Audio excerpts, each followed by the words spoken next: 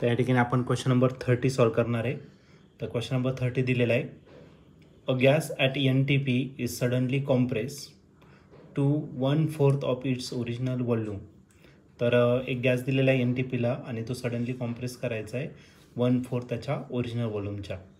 If gamma is equal to 1.5 then the final pressure is. तर आपल्याला final pressure या ठिकाणी फाइंड करायचं.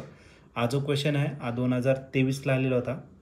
याच्या 4 ऑप्शनपैकी पहिलं जे ऑप्शन आहे ए ते आहे 4 टाइम्स, बी ऑप्शन आहे 1.5 टाइम्स, सी ऑप्शन आहे 8 टाइम्स आणि डी ऑप्शन जे आहे 1.1/4 टाइम्स. तर या 4 ऑप्शनपैकी या क्वेश्चनचा करेक्ट आन्सर काय असेल तर ते आपण सॉल्व करूया आणि मग डिसाईड करूया. तर या क्वेश्चनमध्ये गॅस दिलेला आपल्याला NTPला. NTP means normal temperature pressure आणि तो सडनली कॉम्प्रेस करायचा आहे 1/4 of its original volume. Okay, volume जो आहे V2 तो दिलेला किती 1/4 ओरिजिनल वॉल्यूम. ओके, कॉम्प्रेस करायचा आहे म्हणजे वॉल्यूम त्याचा डिक्रीज झालेला आहे. ठीक आहे, त्यानंतर तुम्हाला गॅमा दिलेला आहे. गॅमा जो दिलेला आहे तो दिलेला आहे 1.5. तर या केसमध्ये गॅमा दिलेला आहे 1.5 इतका दिलेला आहे. तर आपल्याला फायनल प्रेशर या ठिकाणी फाइंड करायचं आहे. म्हणजे आपल्याला काय फाइंड करायचं आहे P2. आता कोणती प्रोसेस आहे तर आपल्याकडे आहे ॲडिबॅटिक प्रोसेस. तर ॲडिबॅटिक प्रोसेस जर घेतलं तर फॉर ॲडिबॅटिक प्रोसेस PV गॅमा जो असणार तो काय राहणार आहे कॉन्स्टंट असेल. ओके, मग आपण काय घेतलं तर पहिला प्रेशर P1 घेतला, वॉल्यूम V1 त्याचा raise to gamma is equal to pressure P2 volume V2 त्याचा रेस टू काय gamma.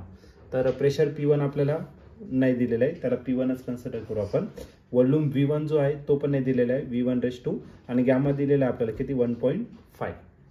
Okay, is equal to P2 आपल्याला फाइंड करायचा आहे आणि वॉल्यूम V2 जो दिलेला आहे तो किती दिलेला आहे 1/4 दॅट ऑफ द V1 आणि त्याचा रेस टू किती येतं 1.5. एक काम करतो त्याला फ्रॅक्शनमध्ये कन्वर्ट करतो. 1.5 म्हणजे किती रेस टू 3/2. इकडे पण तसंच 1.5ला काय घेतलं रेस टू 3/2. P1 आपल्याला माहीत नाही तो ॲज इट इज लिहिणार. वॉल्यूम V1 तोही माहीत नाही त्याचा रेस टू 3/2 तोही ॲज इट इजच लिहिणार. ओके, त्यानंतर आपल्याकडे P2 आहे आणि याला सेपरेट करणार. 1/4 ची पण पॉवर 3/2 लिहिणार आणि V1 रेस टू पण किती असणार 3/2 आणि हा जो V1 रेस टू 3/2 आहे V1 रेस टू 3/2 तो काय आला कॅन्सल. मग pressure P1 is equal to P2 आणि 1 आता 1/2चा अर्थ स्क्वेअर रूट. मग 1चा स्क्वेअर रूट घेतला तर 1 आणि 4चा स्क्वेअर रूट घेतला तर 2 म्हणजे याचा फक्त काय राहिला तर रेस टू 3 राहिला. ओके, 1चा क्यूब जर केला तर 1चा क्यूब किती येणार 1 आणि 2चा क्यूब जर घेतला तर तो किती असणार 8. इकडे डिवायडेड इकडे काय करा तर मल्टिप्लाय करा. मग आपला जो P2 असणार आहे तो P2 असेल तुमचा काय 8 times that of the P1 आणि हेच आपलं फायनल प्रेशर आहे. आणि फायनल प्रेशर जे आहे ते पहिल्या प्रेशरच्या किती टाइम्स आहे तर 8 टाइम्स आहे. आणि ऑप्शन जर चेक केलं तर ऑप्शन नंबर सी जो आहे तो या ठिकाणी आपल्या क्वेश्चनशी करेक्टली मॅच होतोय. मग या क्वेश्चनचा आन्सर असेल ऑप्शन सी.